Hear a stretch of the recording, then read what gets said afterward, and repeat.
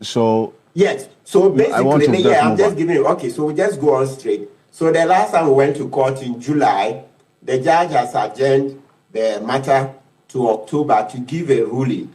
Yes, the Attorney General's office. Can you imagine the curious part of it? They are fighting certain parts of the case. We'll leave the judge to decide. Yes. But now with the OSP case, we've seen why he was motivated to do those things. There are more cases coming. Out of 4 years, science so biom anti-private legal practitioner Martin Kpebu ababe drop it just to be concerning a Cecilia Dapaa nisika ho nsensem ye na yeti Cecilia Dapaa and a bunch of dollars ekokoshe ne mpase na asat now no case no as ba into the limelight kakra ba asat now say yente case ho nsem biom Martin Kpebu aba bonte bebedi nkomo a ochiechi mu se omugu so mu proceed case na Cecilia no ombeso mu fanko court no mu hu the stance of the case no mu hu se ni umbesife process no na adofo enye easy you can tell say the team operation recover all loot for no omani abre e wo mu adwuma na adofo mepe se ye be kokoti ensem wa Martin Kpebu e di betu udwa na amami hu so adwenche e wo comment ni mu as to how the case is going e den na odwemfa ho aha yeah, Malik Basentali update. Yentie diako from Martin Kpebu ne camp and famra. And Aura, etc. Right? In the Attorney General's press conference. So it's exciting. So anytime there's a new revelation, okay, of wrongdoing under Akufo-Addo's dispensation, we have to say thank you again to the people of Ghana. Thank you, thank you. Then once again, let's greet for Akufu Yas Antwa. More fire. Domahine, more fire now, Court of Appeal judge, right? And other people who were elevated. Justice Boidi, the one who granted Afuku bail, Gregory Afuku bail, and was thrown into the Volta regime. Boidi to now, Court of Appeal judge, my Lord Justice Boidi, good morning. And all the other people we usually would greet Gamanche. Oh yes, Mr. Kansi.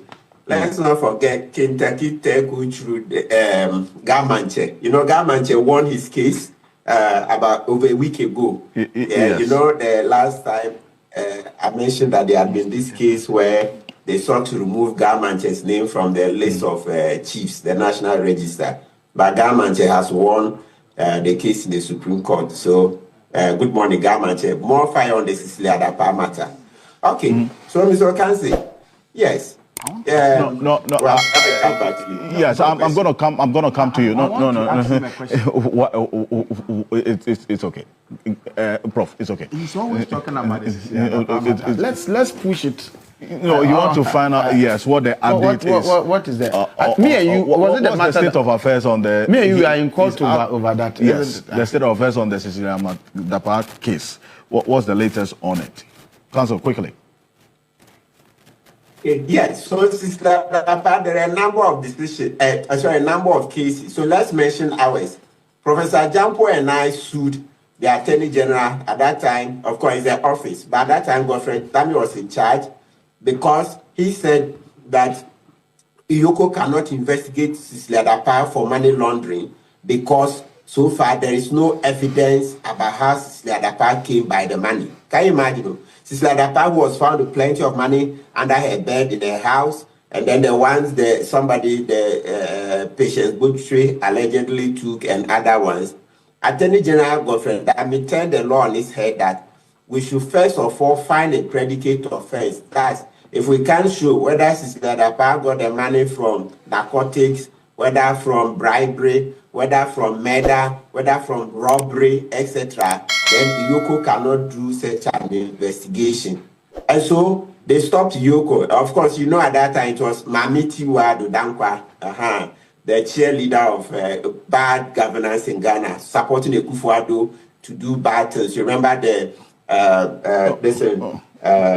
Council, I have to update the other case. I have to an update on the Cecilia Dapaa case. Yes, just a brief one because I just wanted a quick update. So yes, so basically, I'm just giving you. Okay, so we just go on straight. So the last time we went to court in July, the judge has adjourned the matter to October to give a ruling.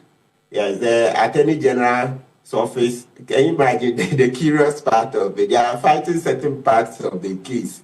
we'll leave the judge to decide. Yes. So we are in court because we want the court to declare that we don't need to first of all show where Cecilia Dapaa got the money from before we can do money laundering, because we have changed the law. We have changed our laws. That requirement that show where the person got the money from before the person is using it for another purpose, we have since changed it in the new Anti-Money Laundering Act. So the judge will give a ruling on it in October, and then the rest of the case will continue. Okay. But secondly, to EOCO, Remonacha, good morning, Remonacha. Remonacha has gone back into investigating the matter because it's clear that EOCO has jurisdiction to, investigate money laundering. So the investigations are ongoing. We wish Raymond good luck, yes, because when it works out well, it's for all of us as Ghanaians. It is indeed for the greater good. Thank you very much. Dr. Amakoba, I'll come back to this particular bit on the decision by the Attorney General in this Unibank case, that is the Republic versus Dr. Dufo and the 7 others. And I made reference to how this case has evolved over time, taking into consideration how the figures have also changed as well, and the Attorney General's position that based on his own assessment of the facts in front of him, pursuing this case would result in more liability than some gain for the state, and so decided to go in for this agreement and sign a nolle prosequia. Did he tick the box for you? Well, punishment doesn't feed children. That's the first thing. It doesn't feed children. You may feel good. Now, I got him now. Look at him. That's all you got. It doesn't feed the children. So any way you look at it, restitution is more important than punishment. When you finish the restitution, you can come and consider punishment. To what extent should I punish this person? That's how it. Sometimes even in the United States, you get a witness who is very forthcoming. They let him go free. Even relocate the person, witness protection, all of that, because he has been very helpful in this case. Mm-hmm. We don't learn that. We just want to show that guy he's a small guy. We got him now. That makes no sense. You can't, okay, you are trying to punish me, he dies, what are you going to do now? What? It's all gone. He's dead. So this idea of punishment, yes, I agree we should not allow lawbreakers to go free. But you have to temper that with the other side. Does it happen in the country? You put him in jail, you're going to feed him too. Then he says he's sick, you take him to hospital. All of these things are coming back to the state again. So always look to see if you can recover some of the stolen loot before you consider punishment. Otherwise, you are not helping the state at all. As I've said, punishment does not feed children. Hospitals, chip compound, whatever, all these are very important, and it takes money. And they are stealing the money, and you just want to throw them in jail and forget it. No. So get the money back. I support that. Sometimes you may even give them sweetheart deals in order for them to help you get the money. Do it and get it, if that's what it takes. And it's been done all over the world except us. So please, let's not get this idea that you are here to punish people. You are here to collect your money. You've stolen the money, yes, it's wrong. But find a way to get it back. If you put him in jail, how does it benefit the average citizen? How? We're still taking care of him in jail too. Why? So get the money and alleviate our financial burden a little bit. That is more important than you showing that you're punishing him. Now, so they talk about the element of deterrence as well, and that's what Rako Powers was referencing a number of times in his submission. That is the second level. You would have this agreement because you want to recover. Yes. But then it must not also water down the element of deterrence. No, if you're going to recover money, and the person knows you are serious, he himself will reform himself. In helping you, he is reforming himself. You see, it depends on what you do. All of these are based on the prosecutors. They'll give you a deal. Every case is different, so we should not assume they are all the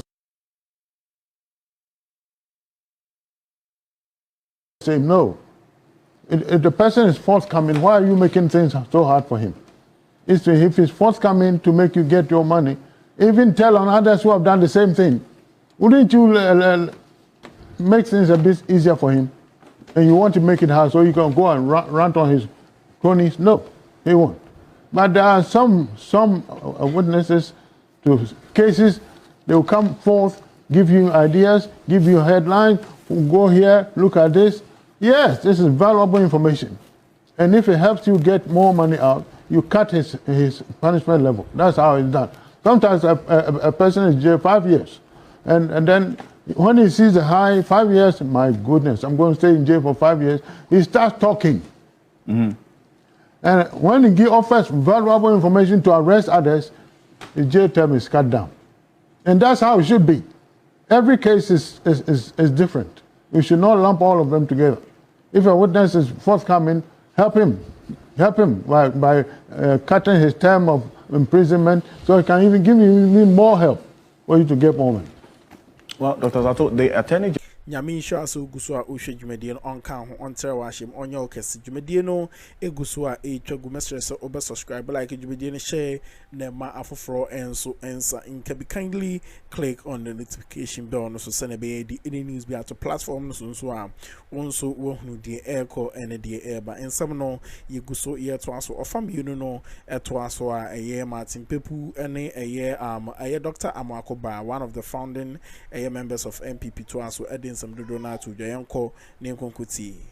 General took this decision, it says, based on this assessment of the information before him as he inherited, and taking into consideration what Mr. Jackson talked about, the amount that this entire exercise has cost us cannot also be underestimated. Over 30 billion cedis. That's no joke. And now the focus of the Attorney General to recover as much from this entire process, taking into consideration what I just put out there about the debt as well that the government of Ghana owed the defunct Unibank. What has he done wrong exactly? Thank you very much, Alfred. I think that there's a lawyer here, he's talked about the legal issues very well. There's a finance guy, he's talked about the finance issues very well. Since I'm neither of them, I want to talk about the politics or the policy issues of this, because that is where I think I know better. And then I'll tie in these two at the end of my presentation. There's no politics in this, actually. Well, okay, thank you. So I'll talk about the policy aspect. Because unless you see politics in this. I see politics and I see policy, because the Attorney General is a policy maker and a politician. So his decisions are also policy and politics. Thank you. Before we come in, we must go back to try to look at how we got here. How we got here and what drove us here. A new government came in